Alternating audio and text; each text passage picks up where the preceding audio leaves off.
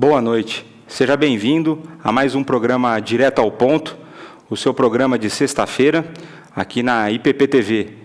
Como você já sabe, o nosso propósito é trazer a teologia para a vida prática. É a única área da vida que a teologia faz sentido, né? Quando nós a entendemos e a praticamos. E hoje um tema muito relevante, muito importante para a vida do cristão e, consequentemente, para a vida da igreja: missões. Então, o nosso tema hoje são as missões, a igreja e o cristão. E para falar desse assunto, nós trouxemos um convidado especial, um amigo pessoal, eu tenho esse privilégio de chamá-lo de amigo, o pastor Chum, pastor da Igreja Metropolitana de Alphaville, né, professor no Centro de Pós-Graduação Andrew Jumper e do Seminário JMC, também envolvido com o movimento Perspectivas. E eu vou parar por aqui porque o currículo dele é muito grande e a gente está com pouco tempo no programa hoje, né? Então, eu quero dar as boas-vindas e boa noite para o Chum. Tudo bem, Chum? Tudo bem, boa noite, Léo. Graças a Deus, obrigado pelo convite. A gente que agradece a sua presença. Então, aqui, sem mais delongas, né, a gente tem sempre um assunto muito importante e pouco tempo para tratar. Vamos começar já direto com as perguntas. Chum, o que são as missões? Né, porque muitas vezes a gente fala em missão na igreja, nós vivemos um contexto onde esse termo já é mais comum, mas, infelizmente, muitas igrejas no Brasil ouvem essa expressão e muitas vezes não sabem o que essa expressão significa. E de que forma, né, uma vez que nós devemos viver para a glória de Deus, de que forma as missões estão relacionadas com a glória de Deus, com a adoração a Deus? O que as missões e Deus têm a ver um com o outro? Há uma grande confusão com o termo missão ou missões, porque ele virou um nariz de palhaço onde qualquer um pode usar, ou seja, acaba que tudo é missão hoje em dia. Então, existe uma grande confusão na definição do que é realmente missão, e eu diria que missão tem que começar na grande comissão, onde Jesus fala para que nós fôssemos para fazer discípulos em todas as nações, né? Então, esse é o ponto de partida. Infelizmente, muitos têm confundido missões, Léo, com ação social, por exemplo. Isso é uma questão bastante confusa, porque quando a gente sai para a rua à noite e vai levar marmitex para os moradores de rua, por exemplo, isso é missão? A resposta é não, não é missão. Porque essa é uma atitude de caridade, essa é uma atitude de misericórdia. É uma demonstração de amor ao próximo. Exato. Que Jesus nos incentiva a fazer, que é dar um copo de água. Mas isso não pode ser chamado de missão, porque missão tem a ver com fazer discípulos de todas as nações, sendo enviados para esse propósito. E o que nos ajuda a entender, então, o que é missão é da perspectiva da adoração. Então, missão existe porque não existe adoração. Isso aqui é a famosa frase do pastor John Piper, né?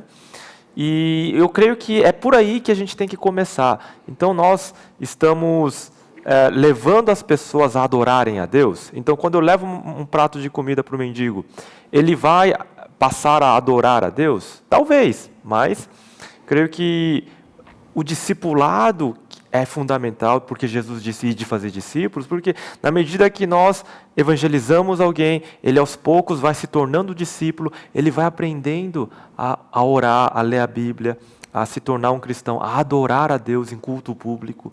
Então, esse é o ponto fundamental, porque Deus, o final de toda a história, na consumação, Deus vai ser adorado por todos os povos, tribos e nações. E infelizmente, nesse exato momento, a grande maioria da humanidade não está adorando a Deus, não está vivendo para a glória de Deus. E para que isso aconteça, então, nós precisamos, com essa missão, né, esse propósito claro, que é de fazer novos discípulos, ou seja, eles são crentes, eles são pessoas que, a partir do momento que se convertem, vão ter o Espírito Santo, e esse Espírito Santo vai conduzir a vida da pessoa para que ele viva uma vida cristã genuína e poder adorar a Deus. Então, essa é a finalidade de missões. Então, há uma grande confusão hoje sobre o que é missão, mas eu diria que esse tem que ser o ponto de partida, o que Jesus falou, é a perspectiva doxológica, né, onde a adoração é o fim de todas as coisas. Então, quando a gente olha para essa ideia, né, dessas confusões que tem no tempo atual de ação social, né, a ação social ela pode estar conjugada com uma ação principal de fazer discípulo, aí ela faz parte de uma missão, certo? Ela nunca será o motivo principal da missão. Né? E aí, pegando essa frase do John Piper, né, então, de forma resumida, as missões existem porque faltam adoradores. Ainda existem adoradores que Deus elegeu, que ainda não estão dentro do aprisco. Exato. Essa é a ideia. Exato.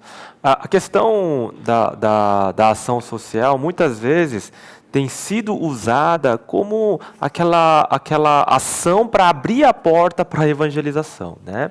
Mas, olha só, a pessoa está morrendo de fome, é claro que ele vai querer comida. Aí você vai lá, leva uma cesta básica, leva comida. Então, eu queria, aproveitando aqui, falar de Jesus para você, tal. Então, eu acho que acaba sendo... claro, a gente tem que fazer essa ação, mas acaba sendo aquela coisa um pouco... Como é que eu vou dizer?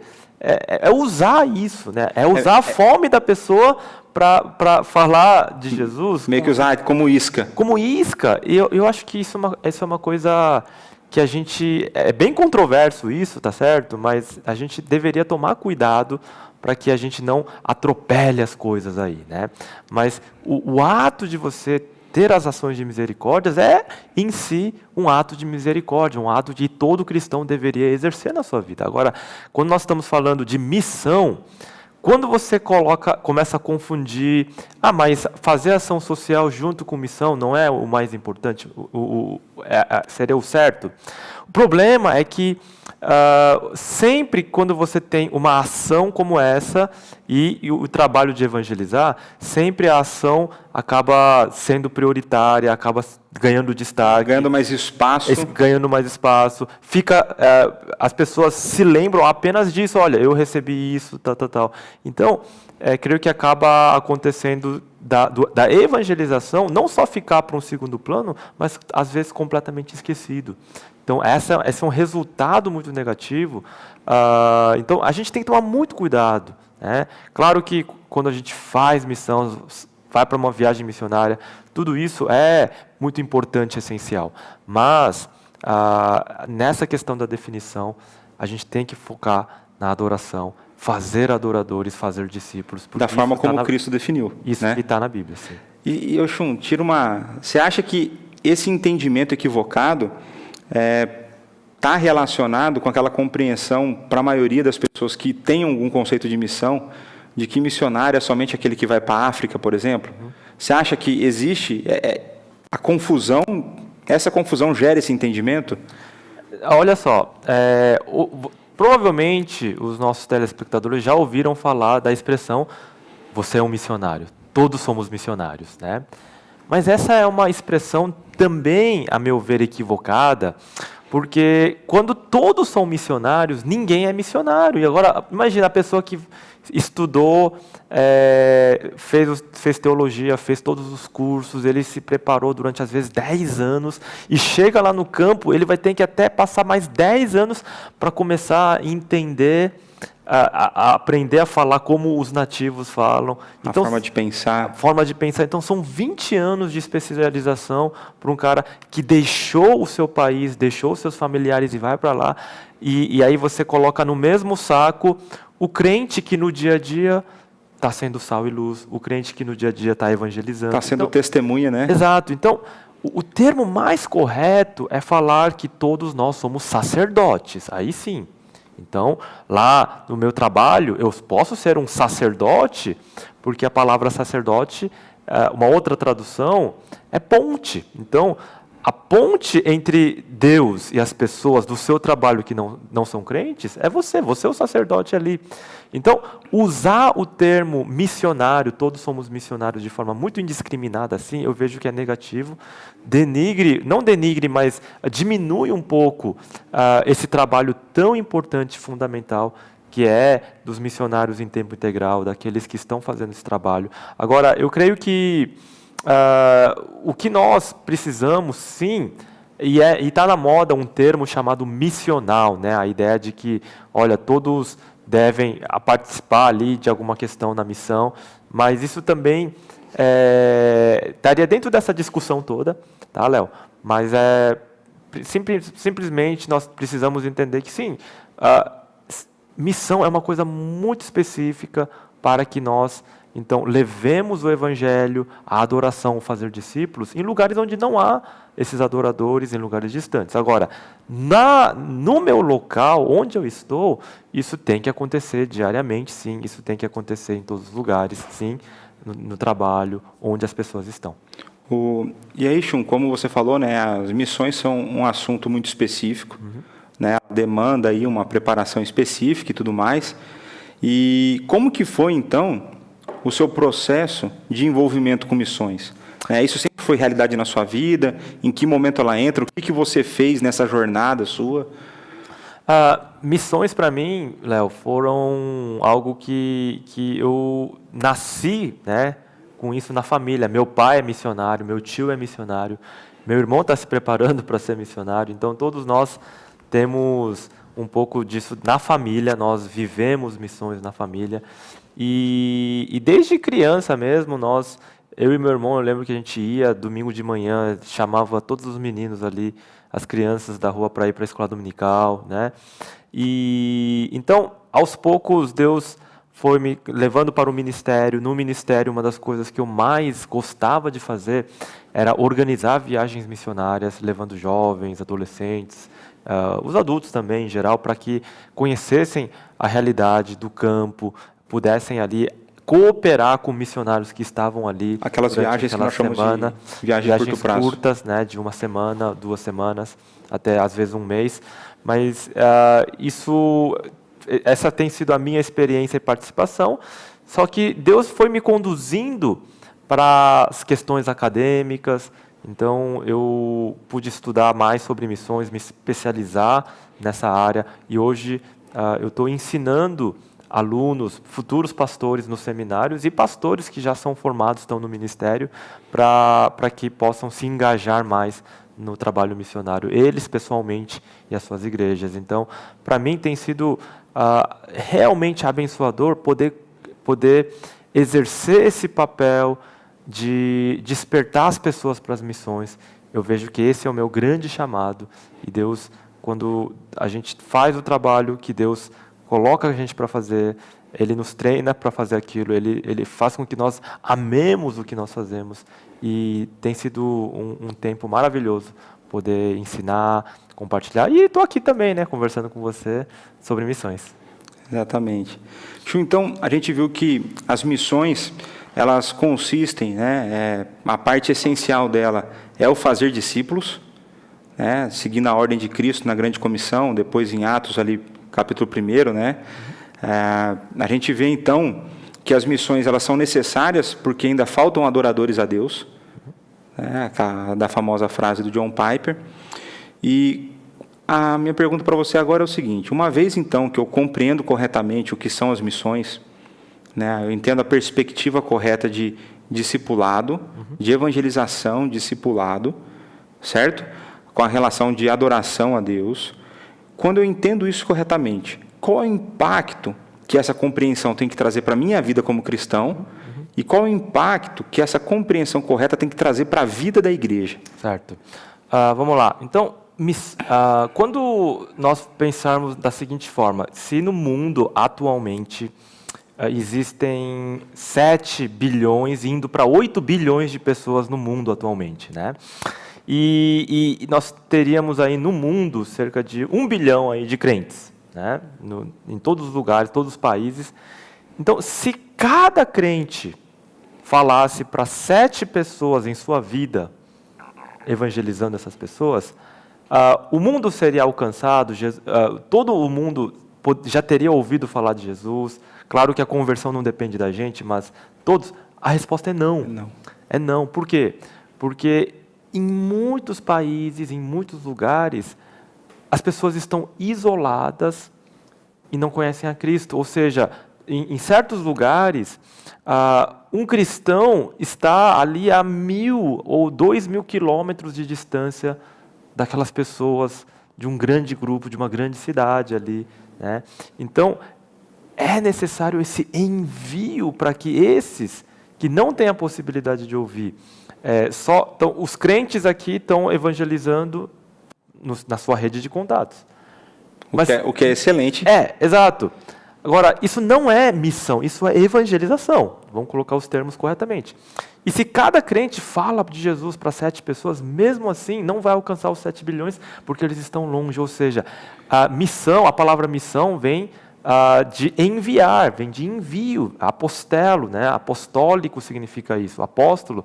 Então, ele precisa ser enviado e é uma igreja que vai enviá-lo. Então, quando um missionário, ele é enviado com um propósito, essa missão de levar a adoração aonde não existe, a igreja está por trás. Então, imagina só o impacto disso.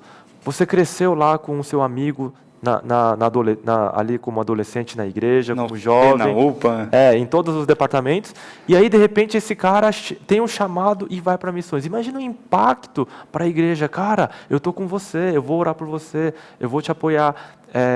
Porque o missionário que vai, ele é extensão daquela igreja lá naquele local. É como se fosse o embaixador. É o representante lá. Exato, é representante. É a presença daquela igreja, por exemplo, na China, na Índia. Então, olha só a dimensão disso. Claro que isso é impactante para a igreja. Claro que isso é algo que causa uma grande alegria para as pessoas e também uma responsabilidade muito grande. Mas esse impacto, ele sempre é positivo. Então, o crente, ele vai ser mais motivado a evangelizar aqui, vendo o missionário levando, às vezes, crianças pequenas para lugares perigosos, para lugares distantes, ou até para lugares quando você fala secularizados, os filhos dos missionários. Então, esse impacto, ele sempre vai ser muito positivo, né, para a igreja local. Então, você falou assim, do impacto de quando existe uma vocação despertada na igreja, né? Então, surge alguém ali e isso vai dar um impacto positivo.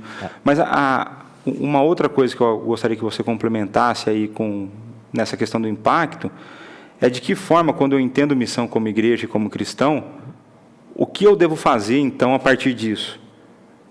Né? Então, eu entendi. Então, eu como um crente, um membro de uma igreja, ou então eu como um pastor, um presbítero, né, um líder da minha denominação, uma vez que eu entendi o que é missão, de que forma isso impacta e quais são os passos que eu tenho que tomar, então? Existe, por exemplo, biblicamente, se a gente for pegar, a gente está falando muito de definição conceitual, termos bem definidos, né? Existe uma igreja que não faz missões? É possível essa ideia de igrejas que não são missionárias? Claro, Léo. Infelizmente, né, a participação das igrejas no trabalho missionário tem sido muito baixa. Então, a grande maioria das igrejas estão ocupadas com as suas programações, com os seus eventos internos, e infelizmente, nem no orçamento, nem em tempo, e muito menos no coração, há esse envolvimento com as missões, especialmente com as missões transculturais, né? E eu vejo que essa é uma crise muito séria, porque a igreja perdeu a sua identidade. Porque missões, o problema é que muitos consideram algo acessório, algo que você pode fazer, opcional. É um opcional. Mas se nós olharmos para a Bíblia, nós vamos ver que missões é algo fundamental. Imagina uma mesa, né, que falta ali uma das pernas, ele vai cair, ele vai ser bambo. Então, da mesma maneira, uma igreja que não é missionária, não tem esse fundamento ali,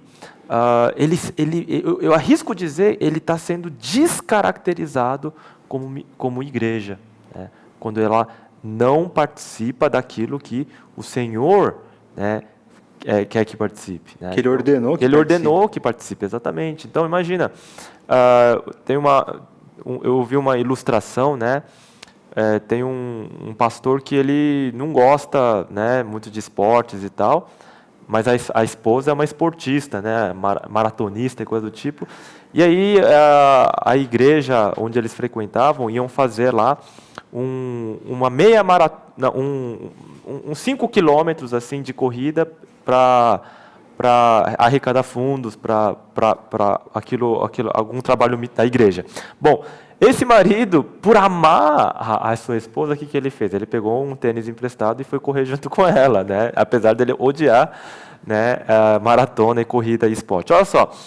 Então, essa ilustração é para a gente entender, olha, Deus se importa com missões, né? Se ele deu a ordem, né? Se Deus se importa com missões, está no coração de Deus missões, eu não vou me importar, né? Então, esse é um ponto fundamental se nós amamos a Deus, né? Onde estarão os nossos pés e as nossas mãos servindo a Ele. Aí destoa, né? Destoa do discurso que eu professo a minha fé, né? Destoa essa realidade.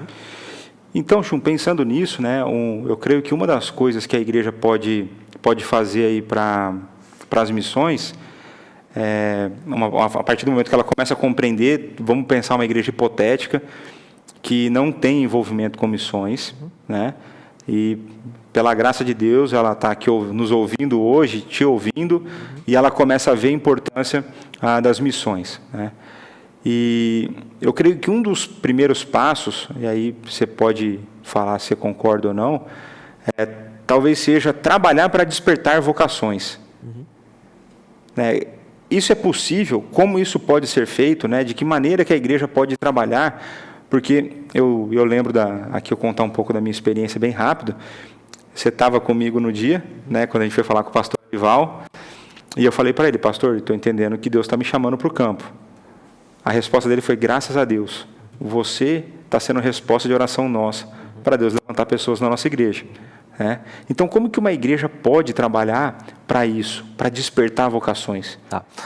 Vamos lá, por partes, né? Antes de falar das vocações, em primeiro lugar, a igreja precisa se envolver com missões, e é uma coisa muito simples. Basta, na sua própria denominação, na nossa denominação, nós temos uma agência missionária,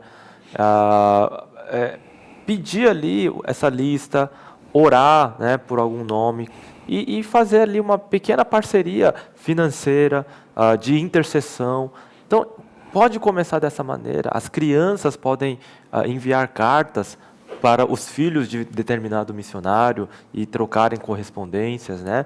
Então, esse envolvimento, ele começa bem pequeno, com pequenas coisas, mas o que é fundamental, eu diria, é um púlpito missionário, né? O que eu digo púlpito missionário? Não é ter um culto de missões uma vez por mês, uma vez no ano, uma conferência de missões uma vez no ano, ou todo santo domingo falar de missões, não. Mas se você olhar para os textos bíblicos que os pastores pregam, os pastores têm que olhar para o texto bíblico e ser fiel ao texto bíblico quando aparece ali nações, todas as famílias, tribos, até os confins da terra. E muitas vezes você prega um sermão, fala daquilo lá e deixa de lado as nações, os confins da terra, na parte ali que está na Bíblia, está naquele texto. Então ele precisa fidelidade bíblica, ser fiel ao texto que ele está pregando. Então, dessa maneira, quando a palavra, a autoridade da palavra é estabelecida e a palavra está dizendo faça missões, vai ser um tanto natural as vocações serem despertadas. Então, eu creio que outra questão importante, já entrando agora nas questões das vocações, são viagens missionárias. É no meio de viagens missionárias também que nós percebemos que há um grande número de jovens e pessoas que acabam tendo esse despertamento missionário, né? Então, participar, organizar viagens. Você pode, de carro, 1 hora de São Paulo, existem comunidades ciganas, existem ribeirinhos aqui no litoral, indígenas por perto, existem várias oportunidades de servir numa viagem de curto prazo. Então, as igrejas deveriam organizar, sim, essas viagens, levar os seus jovens, ali vai ter, sim, também, creio, esse despertar, mas o fundamental seria também as famílias, né? Então, se na cultura daquela igreja, né, as pessoas ouvem lá que um jovem entrou numa grande universidade, num curso importante, todo mundo vai bater palmas, né? E aí um outro vai falar, não, agora tem um despertamento missionário, eu quero ir para missões, para tal lugar. Aí aquela choradeira, começando com a própria família, né? Que desgraça. Então, percebam que o maior obstáculo, às vezes, acaba sendo a própria família, né? Que não quer deixar o filho ir embora para longe. Então, existem uma série de questões aí, mas a vocação ser despertada nas pessoas, olha só, é uma marca da vitalidade da igreja. Uma igreja que é espiritual, uma igreja que é sólida, uma igreja que é saudável, vai ter vocacionados, né, sem sombra de dúvidas. Esse é um termômetro espiritual muito importante. Então, quando a igreja de Pinheiros aqui, né, eu pude, alguns anos atrás, participar de um pouco disso, e você vê os vocacionados aparecendo, nós tínhamos, numa época, 20, 30 ali, né, nesse grupo, e trabalhávamos com eles. Então, você vê ali justamente esse termômetro de saúde da igreja, né? Então, eu creio que isso é fundamental, esses passos que eu citei. Tem um negócio interessante que você comentou, né? E eu tenho falado isso um pouco tenho participado mais do departamento infantil agora, né? Eu tenho conversado com os professores. Essa ideia de nós criarmos os nossos filhos para serem, em primeiro lugar, bons cristãos, e não, em primeiro lugar, para serem bons profissionais. Porque um bom cristão, naturalmente, será um bom profissional, se essa for a vocação que Deus deu para ele. Exato. Né? Porque pelo fato dele ser cristão, ele vai fazer para a glória de Deus. Né? A lógica, você não precisa nem ir muito longe, a lógica já te levou. Certo. Né? E muitas vezes você vê nos próprios pais essa resistência. E o que eu acho muito interessante é que eu tenho batido muito nessa tecla de pensar biblicamente. Então, quando um pai fala, eu não quero que meu filho seja um vocacionado, eu não quero que meu filho seja um missionário, ele está, em primeiro lugar, falando para Deus que ele sabe a melhor maneira de cuidar do filho dele. É como se necessariamente, né, os sofrimentos que ele passará como missionário não são necessários na vida dele. Ou como se ele ficasse debaixo da minha asa, ele não sofreria dessa forma. Né? Como se Deus não soubesse cuidar daqueles que ele chama e envia. Isso, às vezes, é muito gritante quando a gente para pensar nesses termos, as pessoas agem sem perceber. Né?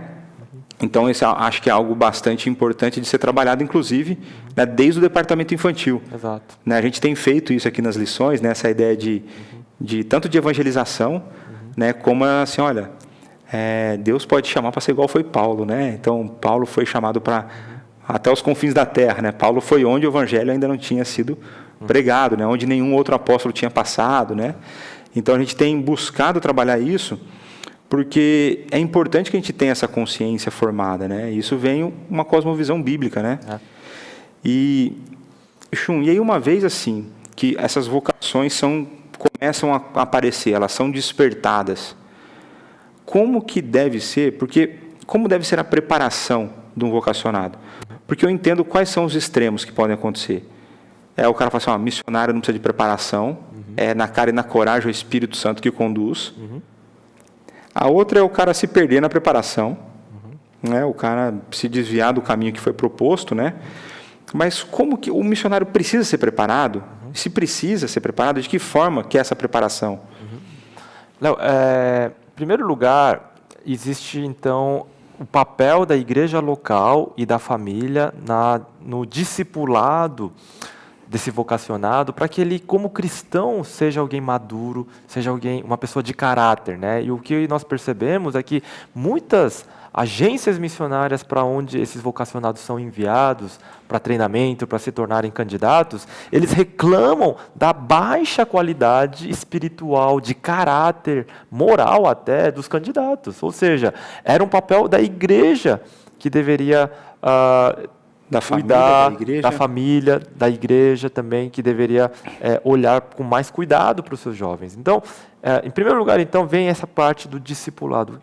O discipulado tem que acontecer, ele deve ser cuidado pela igreja para que ele se torne essa pessoa. Esse é o primeiro ponto. Tá? A segunda questão é que se alguém tem uma inclinação a uma vocação específica para missões ou para o ministério pastoral, ele tem que entrar numa categoria dentro da própria igreja de vocacionado. E ali ele vai receber os olhares, porque a igreja vai confirmar se ele tem chamado ou não. Vai ser o chamado externo. Exato. Então, não é só o interno individual da sua própria convicção, mas a comunidade, a igreja, o corpo de Cristo tem que dizer, realmente você tem jeito, realmente você tem os dons, realmente... O seu testemunho externo está condizendo com aquilo que você está falando que está sendo movido a. Exato. Então, ele precisa, declarar para o pastor, para a igreja, e ele precisa ser conhecido pela igreja como um vocacionado. Porque a partir daí o tratamento vai ser outro, a fiscalização, entre aspas, né, a prestação de contas, que é tão fundamental, que é um pouco ausente na nossa cultura, vai estar presente ali. Esse é o segundo passo. O terceiro passo, a partir dali, seria, então, o treinamento específico que as agências dão, que o seminário dá. Então, cada pessoa, dependendo do seu chamado, ele vai poder trilhar um caminho de preparação, mas tudo isso de acordo com a orientação do pastor, de pessoas que entendem um pouco do assunto. Então, por exemplo, a pessoa quer traduzir a Bíblia, ele precisa de fazer um curso de linguística. A pessoa quer trabalhar com plantação de igreja, então ele precisa estar lá, né, fazer o treinamento específico. Então, da mesma maneira, então, esse seria então o terceiro passo. E a partir do terceiro passo, o quarto e último passo, seria ele ser enviado pela igreja local, né, para que ele então possa exercer o chamado para qual ele foi levantado por Deus. E faz toda a diferença, né? Uma igreja está por detrás dele, faz toda a diferença. Porque dentro dessa caminhada, a gente tem entrado em contato com pesquisas, né, quando a gente vai ver a realidade do campo, e a gente vê que muitas vezes as pessoas acham que o missionário volta do campo por falta de dinheiro. Mas quando você vai lá para os números, o principal motivo não é falta de dinheiro. O principal motivo é falta de preparo, né? Preparo teológico, né? Porque muitas vezes a pessoa acha que o missionário, e aqui a gente jamais quer desmerecer a obra do Espírito Santo, né? A gente entende, inclusive, que a obra do Espírito Santo vai te levar a capacitar a estudar melhor a Bíblia, né? Então, muitas vezes as pessoas confundem isso, que como se o missionário ele é uma segunda categoria, né, que teve o chamado, envia logo e vamos ver o que vai dar, né? E aí, conforme for o resultado, vai falar assim, não, esse aí foi chamado mesmo, ou esse aí não foi chamado, né? Então, vejo que existe uma importância, né, nessa questão do preparo e, de fato, relacionado com a vocação específica, né? Eu creio que, nesse ponto que você levantou, né, é muito importante essa ideia de tradução da Bíblia, que é algo que é muito necessário hoje, né? Se a gente for pensar, acho que da última vez que eu olhei, era praticamente metade das línguas vivas ainda não tinha as escrituras traduzidas. Não, é menos, porque metade seriam as que têm porções da Bíblia, alguns livros, tá? Alguns pedaços. Então, ou seja, metade do mundo não tem nem sequer um versículo ali. Isso, não tem nada traduzido. Nada traduzido. Então, metade das línguas vivas não tem nada, nem o João 3,16. Nada. Exatamente. Então, existe eu tenho até conversado com alguns amigos lá no seminário, tem uns 2 lá que tem mais talento para línguas, né? E eu falei, olha, considere seriamente esse trabalho, né? Porque não adianta você pôr um robô para traduzir, né? A gente sabe que existe a questão da interpretação, as diferenças gramaticais entre as línguas, né? Todas essas dificuldades. E, Chum, uma outra coisa que a gente ouve relato, né? A gente às vezes não chega a ter contato tão de perto, mas tem algumas pessoas que confundem a urgência da missão com a falta de ir logo e sem se preparar de forma adequada. E muitas vezes nessa pressa, nessa urgência de querer ir, eles não se filiam a nenhuma agência, ou então eles não têm nenhuma igreja por trás. Você acha que isso é saudável, isso é bíblico? Existe missionário que não é enviado? Né? A gente pode falar nesses termos? Olha, eu diria que a pessoa tem um chamado, individual, e ele pode sim fazer o trabalho missionário individualmente, como existe em muitos casos, mas realmente não é o ideal. Realmente não é o ideal, porque se nós olharmos também para a Bíblia, vejam só, lá no livro de Atos, Paulo e Barnabé são separados e enviados pela igreja. O que eles estavam fazendo? Eles estavam orando e jejuando, né? E ali, então, o Espírito Santo fala para enviar os dois. Então, há um padrão no Novo Testamento onde os missionários sempre estão ali debaixo da igreja, né? Há esse envio. A agência é uma coisa nova, né? Essa questão de agência missionária surge justamente porque a igreja não estava ativamente participando. Ela estava se omitindo. E estava se omitindo no trabalho missionário no século XVIII, XIX ali, né? Então, ela surge de uma necessidade e de uma ausência da própria igreja. Então, por conta de uma falha da igreja, surge esse movimento de agências. Exato. Mas hoje, o trabalho missionário é algo tão complexo e tão difícil que ele requer um grau de especialização que as igrejas já não conseguem acompanhar, o know-how, a experiência. Por exemplo, se alguém... como é que vai conseguir os vistos? Se alguém tem alguma situação de emergência, estourou uma guerra, como é que ele vai ser recuado, né? Evacuado é o termo. Então, as agências têm todas essas estruturas, logisticamente falando, financeiramente falando. Então, hoje é necessário esse casamento fundamental entre igreja e agência para que o envio aconteça. Agora, alguns vão só com a agência sem uma igreja. Isso é muito negativo do aspecto do cuidado, do aspecto da ligação. Então, obviamente, ele pode ter igrejas parceiras, mas uma igreja que envia faz toda a diferença para a prestação de contas, para o cuidado pastoral, porque muitas agências têm o programa de pastorear os missionários, mas nada como a própria igreja, né? A igreja para chamar de sua. Para chamar de sua, exatamente. É a igreja mãe que a gente fala, né? Uhum. E aí, Shun, quando a gente olha então para essa realidade, de que maneira a igreja e o cristão eles podem se envolver nas missões? Porque muitas vezes o que eu já ouvi foi o seguinte: Léo, a gente pode até ter vontade, mas não cabe no nosso orçamento. Eles imaginam que necessariamente você tem que pôr ou um alto volume financeiro, né? Muitas vezes ele acha que é algo tão distante que ele não consegue fazer. Né? De que forma a igreja e o cristão podem fazer parte dessa missão? Porque não necessariamente só indo. Né? Tem os que são separados e vocacionados, como a gente falou aqui, para ir, mas tem os que não são. Né? E como que eles se envolvem nessa grande obra de Deus? Claro.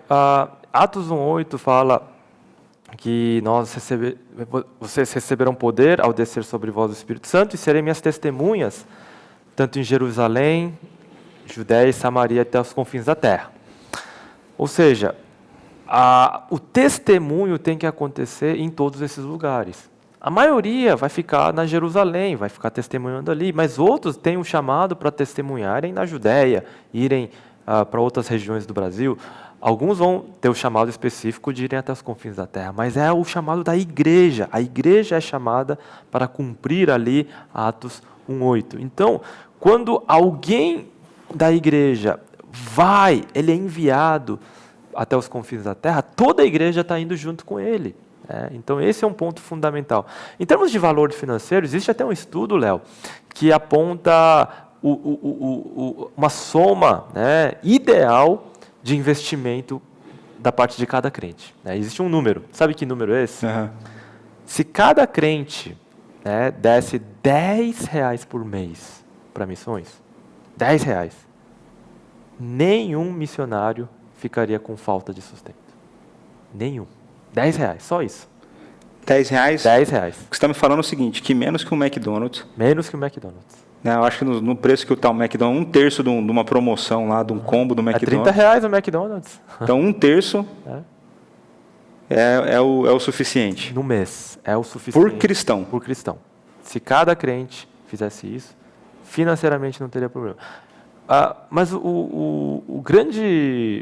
a grande necessidade do missionário, além, finanças, é claro, é importante, mas é realmente ter aquela certeza que tem pessoas lá orando por ele.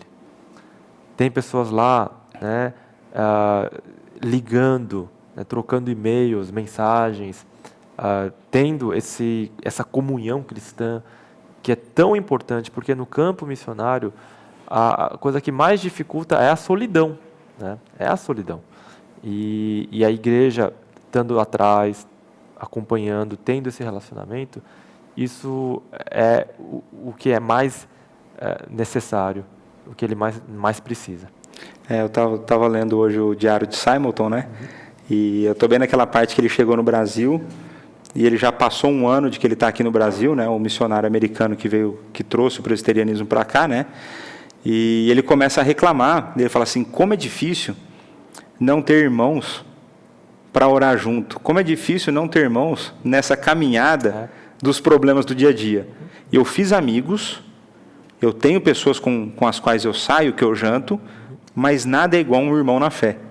Né? E eu achei isso muito interessante, isso ele fala em 1860, né, por aí, né? E você trazendo essa realidade, né? Então, mas, Chum, então você falou assim, ó, pelo menos o envolvimento financeiro. Eu creio que, veja, R$10 hoje em dia, para boa parte da população, ela não é um montante relevante no orçamento mensal. Para algumas pessoas isso pode ser, mas não é esse o ponto. Né? Então, existe a possibilidade, né, de envolvimento financeiro.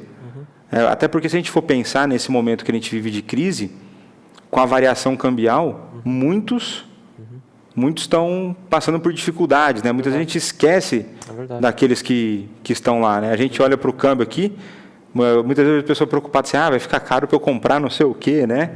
E muitas vezes os missionários estão lá, né? Como que você vê de que forma a igreja poderia atuar, o cristão poderia atuar diante dessas realidades de exceção, né? Olha, eu falo isso para os missionários também.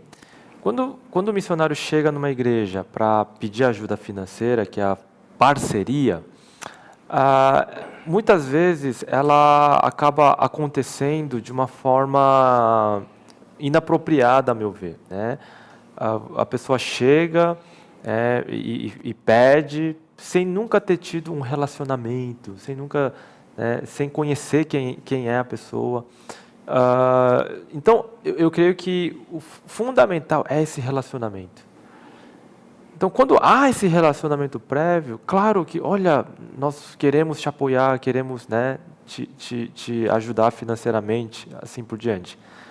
Da mesma maneira, em momentos de crise, a pandemia apresenta a crise financeira muito grave, mas em outros momentos também, quando há esse relacionamento, olha, nós tivemos um acidente, o nosso carro quebrou, ou tivemos que fazer uma cirurgia emergencial, etc. E quando há esse relacionamento, você não precisa nem pedir, né? Porque a igreja vai se mobilizar. Olha, aconteceu isso com o nosso missionário, vamos, né, fazer uma oferta, arrecadar uma oferta especial, e isso vai ser tão natural. Né? Isso vai ser uma coisa tão que sai ali de coração mesmo, com gratidão.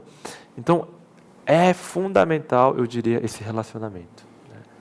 Então, quando isso acontece, a igreja sabe quem são os missionários, sabe quem está ali e sabe das suas necessidades. Então, eles realmente vão dar de coração, realmente. Não vai pesar no bolso de forma alguma. Né?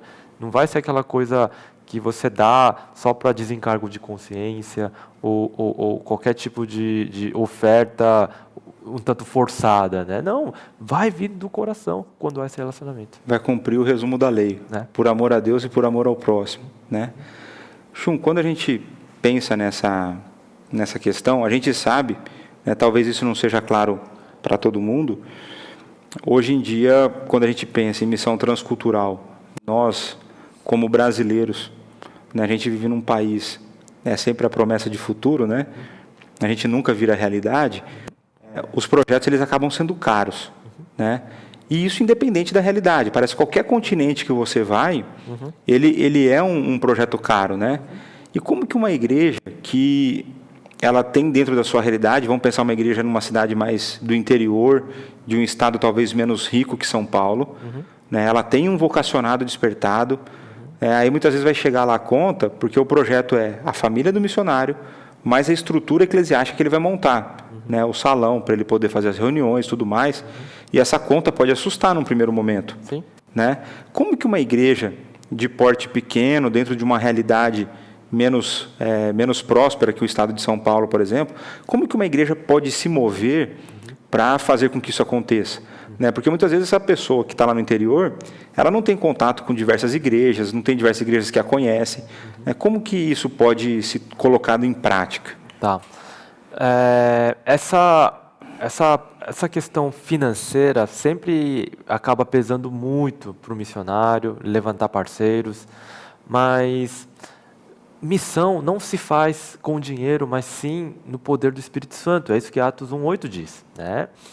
Então, Deus, ele vai conduzir todas as coisas para que não falte esse recurso. Se você olhar para o testemunho dos missionários, sim, eles passaram por perrengues financeiros, mas se você perguntar, faltou alguma coisa, eles sempre vão responder na hora certa, Deus sempre mandou, né? Deus sempre mandou. O grande problema está no coração da gente, né? A ansiedade, né? Então, projetos, sim, são caros, mas, ao mesmo tempo, eu acho que o pior obstáculo é aquele sentimento de vira-lata que muitos aqui, né, no nosso país nós temos, porque tudo que é de fora é melhor, né? O europeu, o americano que é melhor e nós não. Sendo que o Brasil, ele é um país riquíssimo. O Brasil, ele tem bênçãos para compartilhar de forma grandiosa, né? O mundo, os países do mundo são realmente paupérrimos. E olha só, você levantou a questão do Brasil ser o país do futuro e da promessa. Eu vou mais longe ainda. O Brasil continua nessa situação econômica, né? Sempre patinando, sempre, né, foi quase lá, né, e morre na praia. Por quê? Eu diria, é por causa da igreja. Deus, em um estalar de dedos, pode resolver o problema econômico brasileiro, né? Mas por que, então, tanta dificuldade? Por que o povo sofre tanto? É porque a igreja brasileira, ela está tomada pela teologia da prosperidade. Mesmo aqueles que se dizem fiéis, têm a teologia da prosperidade ali, né? Em algum nível. Então, uma coisa bem clara é essa, né? Quando nós valorizamos a educação e a carreira dos nossos filhos em detrimento à sua genuína fé, o seu amor pelo Senhor, pela igreja. E quando um filho fala que eu tenho vocação para se tornar missionário, aquela maior tragédia está aí, né? O desastre da família. Está aí o desastre da família, está aí a teologia da prosperidade ali, clara, né? Então, se as igrejas brasileiras se tornarem mais e mais missionárias, sabe o que vai acontecer? Deus vai derramar bênçãos materiais para o nosso país. Eu acho que, se a gente olha para a história, todos os países que estiveram à frente, liderando o trabalho de missões em algum momento, foram nações riquíssimas, mas sempre casou com essa época. Mas sempre quando a consequência dela aí. Sempre quando você vê, então, o declínio das missões, a economia também daquele país, daquele continente também, vai para o buraco. E há essa relação e dependência, a meu ver. Então, imagina, se a igreja vive num país, se o Brasil, né, subitamente Deus mandasse bênçãos materiais, econômicos, assim, de repente o salário mínimo vira 5 vezes... 5 mil reais. 5 vezes do que é hoje, coisa do tipo, nas igrejas vai se tornar um verdadeiro show de horrores. É só carro importado na garagem, no estacionamento, cheia, armário. As mulheres fazendo desfile de modas na igreja, com bolsas e vestidos caríssimos. Vai ser isso. E a solução, a salvação para a economia brasileira, para o Brasil, para as igrejas, é missões.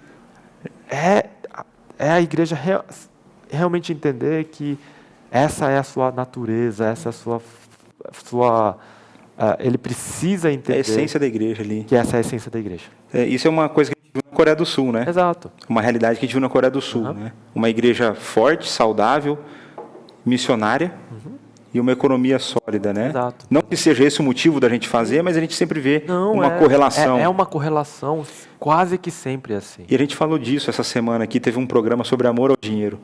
Né? Enquanto nós tivermos, quando o nosso amor estiver no dinheiro, a gente vai deixar de fazer muita coisa que Cristo pediu para a gente fazer. Né? Então vai estar preocupado com isso, com que carro que eu troco, que não sei o quê. Chum, agora vamos pensar, para ir caminhando para o final, vamos pensar no cristão, no crente, individualmente. Então, eu sou crente numa cidade, qualquer que seja do Brasil, a minha igreja não pensa em missões, o meu pastor não pensa em missões, a minha liderança não pensa em missões. O que eu individualmente posso fazer pensando nessa realidade? Então, quando eu olho para a minha igreja, de que forma eu posso agir individualmente, visando influenciar a igreja e me envolver corretamente com missões? Eu diria, seja esse chato, né? Lá vem de novo o chato que vai falar de missões de novo, né? Seja esse chato. Creia que Deus está te despertando para você ser realmente alguém que vai mobilizar o seu próprio pastor, a sua própria igreja. E às vezes é necessário essa pessoa. Deixa eu dar um exemplo disso, né? Uma das nossas igrejas aqui no Brasil, da nossa denominação, é a igreja que tem ali a maior arrecadação, né? Uma das igrejas aqui no nosso país, né, tem a maior arrecadação e, ao mesmo tempo, é a igreja que mais tem missionários transculturais. Eu sempre tive essa curiosidade. Como essa igreja começou a se envolver tanto com missões, né? Eu creio que o fato dessa igreja ser tão economicamente próspera, que a maior arrecadação tem a ver justamente com essa igreja ser missionária, né? E aí eu sempre tive essa curiosidade, até que eu encontrei a pessoa responsável por isso. Era uma irmãzinha que há 30 anos atrás ouviu uma mensagem sobre missões transculturais e povos não alcançados. E essa irmã, que já era uma mulher assim, de Deus, ela fazia trabalhos em presídios femininos. A casa dela chamava os vizinhos, as pessoas para fazerem cultos, e dali nasceu uma igreja.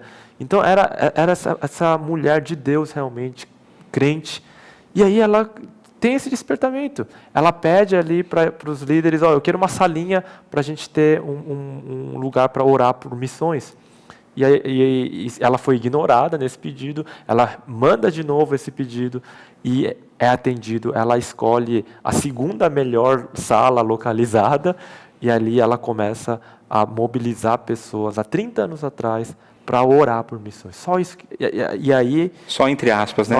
E aí, o resultado depois de 30 anos é isso que a gente vê nessa igreja. Uma irmã que foi lá, insistiu, né? E o fruto disso nós vemos hoje. É algo maravilhoso. E aí, pensando nessa pessoa, então, que vai ser a chata, que vai levar recursos para a igreja a respeito do assunto, que vai querer orar, que vai querer levar tema para a IBD, esse tipo de coisa, que dicas, Chum, que recursos, onde que ela pode procurar material, com quem que ela pode falar, o que ela pode pesquisar? Fala alguma coisa, talvez o Perspectiva seja algo para ser levantado.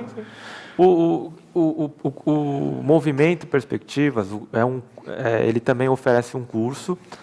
E agora, por causa da pandemia, ele está no formato online, né? Inclusive, essa semana vai começar já a aula inaugural.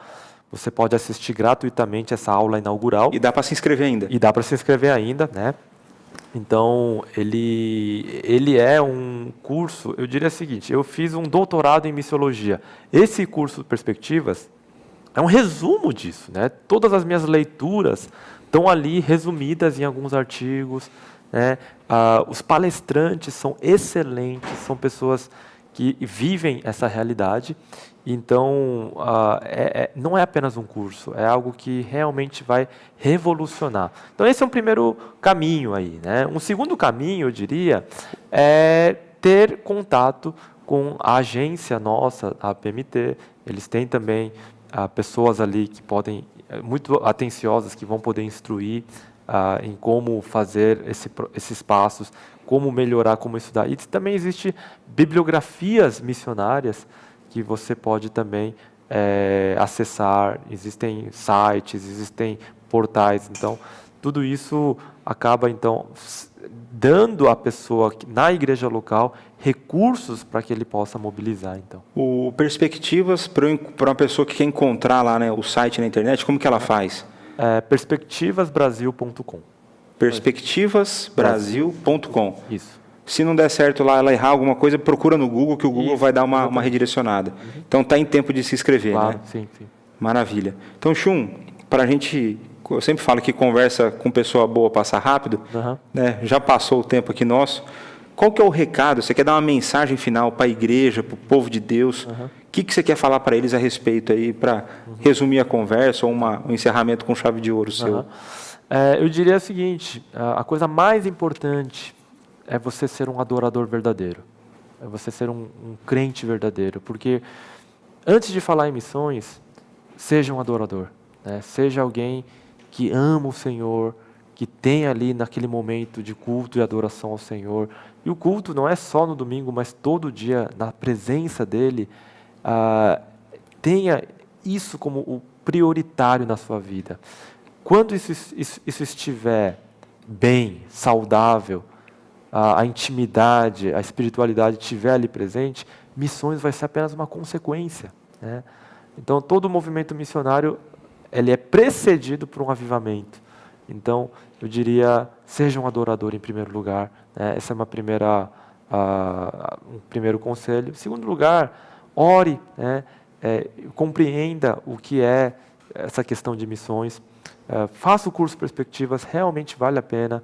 Assista vídeos também, né, sobre missões. Então, existem vários recursos aí que você pode buscar.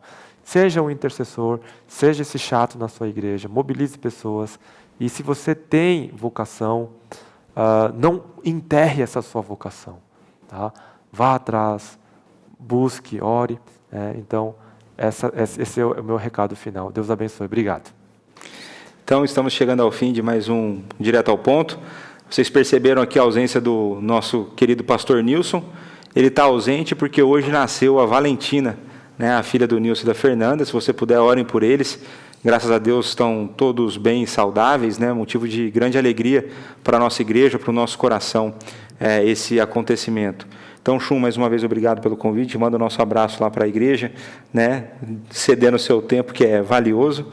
E, meus irmãos, fiquem com Deus. Não se esqueça, esse programa vai ser reprisado, ele vai ser editado e ficar no canal. Divulgue, se inscreva, curta e divulgue os nossos vídeos, né, esse programa Direto ao Ponto, para que as igrejas se envolvam cada vez mais em missões. A grande obra que Deus tem feito ao redor do mundo. Fique com Deus e bom final de semana. Até mais.